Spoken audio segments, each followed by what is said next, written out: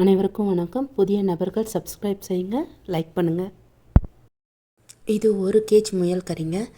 கொஞ்சம் உப்பு மஞ்சள் போட்டு அலசி எடுத்து வச்சுக்கோங்க. இப்போ தேவையான பொருட்களை பார்க்கலாம். எப்பவும் போல் மிளகு, தனியா, காஞ்ச மிளகாய், ஜீரகம் இதெல்லாம் போட்டு நல்லா பொன்வறுவலாக வறுத்துக்கணுங்க. எல்லாமே நம்மளுக்கு தேவையான அளவுக்கு தான் 2 டீஸ்பூன் அந்த மாதிரி போட்டுக்குங்க. கறியை அலசி எடுத்து ஒரு குக்கரில் கொஞ்சமாக தண்ணி விட்டு அதில் உப்பு மஞ்சள் சேர்த்து நம்ம குக்கரை நல்லா மூடி வச்சிடலாங்க. ஒரு 5 இல்லை 6 விசில் நல்லா வரட்டும். அப்போ தான் கறி நல்லா சாஃப்டாக இருக்கும். இப்போ நான் குக்கரை மூடி வச்சிடுறேன். இந்த விசில் வர்றதுக்குள்ளே நம்ம இஞ்சி, பூண்டு, பட்டை, லவங்கம், ஏலக்காய் இந்த மாதிரி பொருளெல்லாம் அரைச்சிக்குவோம். பேஸ்ட்டாக அரைச்சிக்கலாம். இது பொடி பண்ணிட்டேன் நான். நம்ம வறுத்த அந்த மிளகு, ஜீரகம், காஞ்ச மிளகாய், சோம்பு இதெல்லாம் போட்டு பொடி பண்ணி தனியாக எடுத்து வச்சுருக்கேன். இஞ்சி பூண்டு பேஸ்ட்டையும் நான் தனியாக எடுத்து வச்சுக்கிட்டேன்.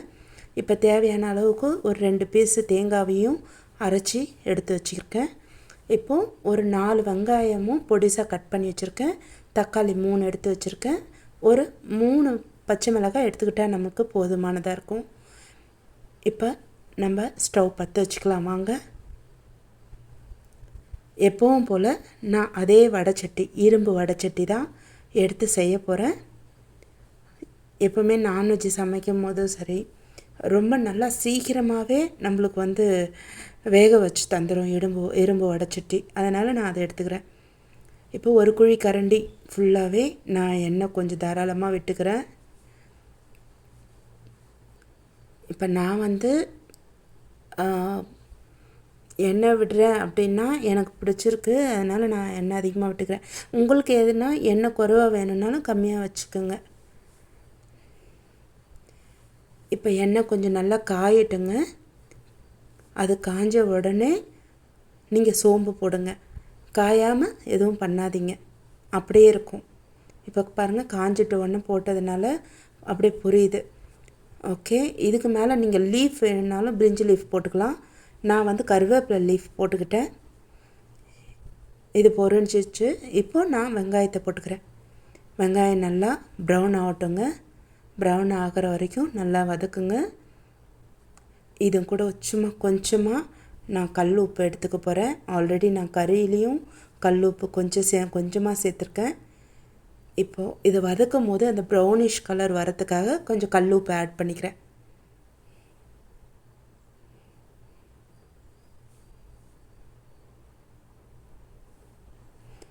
ரொம்ப இல்லைங்க, சும்மா கொஞ்சமாக.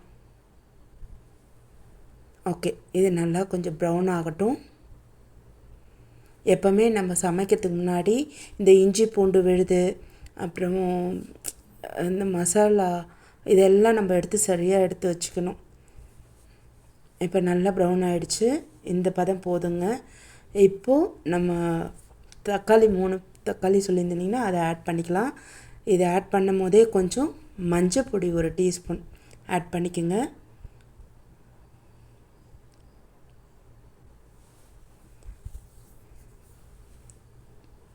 ஓகே, இந்த மஞ்சள் போடும் போது நம்மளோட தக்காளியோட கலர் பார்த்திங்கன்னா அப்படியே இருக்கும். பச்சை மிளகாய் போட்டிங்கனாலும் அப்படியே தான் இருக்கும். காய்கறி சமைக்கும் போது கூட நீங்கள் மஞ்சள் போட்டு பாருங்கள், அந்த பச்சை பசேல்னு என்ன கலரில் நம்ம காய போட்டோமோ அதே கலர்லேயே கடைசி வரைக்கும் இருக்கும். ஓகேங்களா? அதுக்காக நான் மஞ்சள் பொடி எடுத்துக்கிட்டேன். நல்லா ஓரளவுக்கு வெந்திருக்கு. ஏன்னா அந்த வடைச்சட்டி இந்த இரும்பு சட்டி அவ்வளோ ஹீட்டுங்க. அதிலே சீக்கிரமாக பாருங்கள் புகை வந்துகிட்டே இருக்குது. ஒரு 3 பச்சை மிளகாவை ஆட் பண்ணிக்கிட்டேங்க. ஏன்னா கொஞ்சம் காரம் அதிகமாக, காஞ்ச மிளகாய் ஆட் பண்ணியிருக்கோம், பச்சை மிளகாய் போட்டிருக்கோம், மிளகு போட்டிருக்கோம், மிளகாத்தூள் வேறு நிறைய போடுறோம் அப்படின்னா உங்களுக்கு கொஸ்டின் இருக்கும். ஆமாங்க, இந்த நம்ம எப்போவுமே நான்வெஜ் சமைக்கிறோன்னா அது கொஞ்சம் இனிப்பாக இருக்கும் அந்த கறிங்க. அதுக்காக நம்ம கொஞ்சம் காரம் தூக்கலாக போடுறது வழக்கம்தான். எனக்கு வந்து எங்கள் வீட்டில் இப்படி தான் காரத்தை கொஞ்சம் கேட்பாங்க. ஸோ அதுக்கேற்ற மாதிரி நான் போட்டுக்கிட்டேன். நீங்கள் குறைவா போடுறதுனாலும் போட்டுக்குங்க.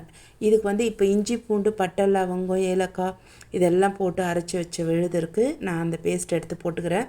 கொஞ்சம் கூடுதலாகவே போட்டுக்கிறேன். ஏன்னா நம்மளுக்கு வந்து இந்த வாத்து கறி மாதிரி இந்த கறியும் கொஞ்சம் வாடை வரும். ஸோ அந்த வாசனை எல்லாம் போகணும் அப்படின்னா எக்ஸ்ட்ராவே நம்ம ஆட் பண்ணிக்கலாம் இந்த இஞ்சி பூண்டு பேஸ்ட் எல்லாமே. ஸோ நான் பண்ணிக்கிட்டேன். இப்போ நல்லா அது வந்து வதங்கட்டும். அந்த பச்சை வாசனைன்றது அந்த இஞ்சி பூண்டெல்லாம் போகட்டும். ஸோ அந்த மாதிரி நல்லா வதக்குங்க. பாருங்கள் எவ்வளோ கலர்ஃபுல்லாக இருக்குது. நம்ம போட்ட தக்காளி பச்சை மிளகாவோட கலர் அப்படியே இருக்குது பாருங்கள். இப்போ ஒரு 6 விசில் கிட்ட நான் விட்டுட்டேங்க. இப்போ கறி எல்லாம் நல்லா பாயில் ஆகிட்டுருக்கு பாருங்கள். எதுவும் உடைஞ்சி போகலை. ஆனால் எடுத்தால் பீசஸாக நல்லா வரும். குழந்தைங்க சாப்பிட்றதுக்கும் நல்லாயிருக்கும். ஸோ அந்த அளவுக்கு தான். வீட்டில் பெரியவங்க குழந்தைங்க இவங்க 2 பேருக்குமே இது நல்லா சாப்பிட்றதுக்கு கரெக்டான பதமாக இருக்கும். இத்தனை விசில் விட்டோம்னா 6 இல்லை 7 கூட விடுங்க. இப்போ நல்லா கிளறி விடுங்க.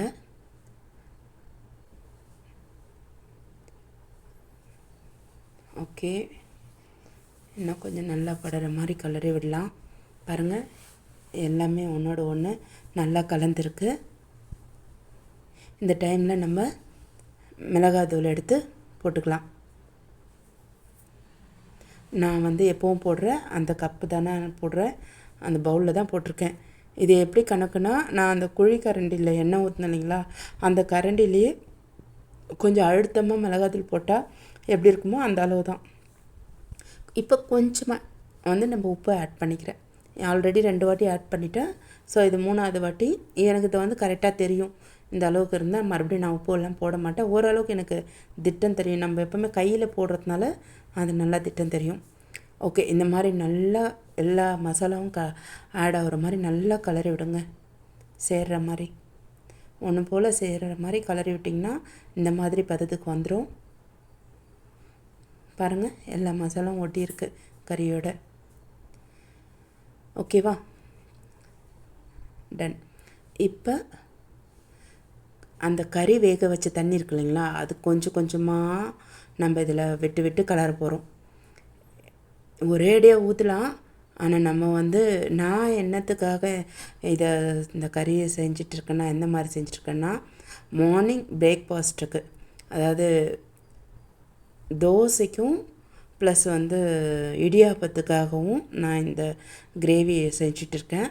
ஸோ அந்த கிரேவி பதத்துக்கு வரணும் அப்படின்னா கொஞ்சம் கொஞ்சமாக தான் நான் வந்து தேவையான அளவுக்கு தண்ணி விட்டுக்கணும். ரொம்பலாம் தண்ணி விட போகிறதில்ல. இப்போ 2ஆவது வாட்டி கொஞ்சம் அதில் இருந்த தண்ணியே விட்டுக்கிட்டேன். ஆல்ரெடி அதில் நம்ம ஒரு 2 கிளாஸ் 3 கிளாஸ் அளவு தான் தண்ணி சேர்த்துருப்போம். ஸோ அந்த தண்ணி வந்து எதுவுமே குறைஞ்சி போகலை, அப்படியே தான் இருந்தது. கறி வெந்து போயிட்டு. ஸோ அந்த தண்ணியை தான் அப்படியே எடுத்து ஆட் பண்ணிக்கிறோம் நம்ம இதில். பாருங்கள் இன்னும் கொஞ்சம் தண்ணி தேவைப்படுது. இன்னும் கொஞ்சம் மிச்சம் இருக்க தண்ணியும் நான் இதில் ஊற்றிக்கிறேன்.